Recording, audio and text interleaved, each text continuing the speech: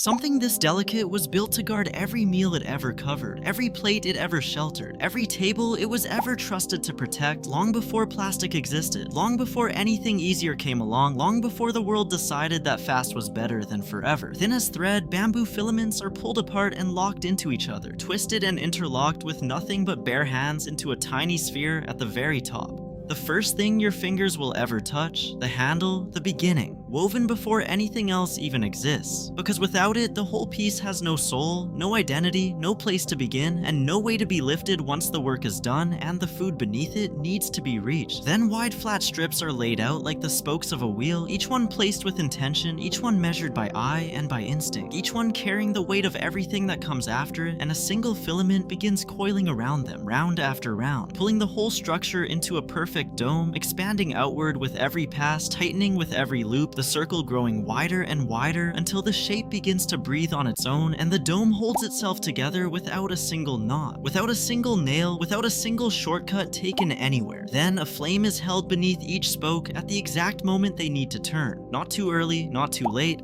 The bamboo softens just enough, not breaking, not splintering, not resisting, bending sharply and cleanly downward over a cylindrical mold, instantly transforming a flat weave into a living three-dimensional shell, which is the moment everything changes. The moment a flat sheet of stripped bamboo stops being raw material and becomes form, becomes function, becomes architecture, becomes something that simply did not exist one single second before that flame touched it. Long horizontal strips are threaded through the vertical spokes one by one, each row packed so tightly downward with a small stick that not a single gap survives anywhere across the entire surface. Nothing gets in, nothing passes through, nothing reaches what is being protected underneath, because the weave is so dense, so deliberate, so perfectly executed that it stops being a basket and becomes a wall built from nothing but patience and time and hands that have done this long enough to stop thinking and simply know. The edges fold back into themselves, tucked and hidden, disappearing completely into the body of the weave, as if they were always meant to end exactly there, and a thick band of bamboo is wrapped firmly around the entire rim, bound with thin filaments so tightly, so completely, that it will never loosen, never unravel, never soften, never give way under any weight or heat or years of use, finally becoming something your grandmother would have trusted with every meal she ever cooked, every morning she ever started, every table she ever set, every person she ever loved enough to feed, and every memory she never needed to explain. Sonnet 4.6 Adaptive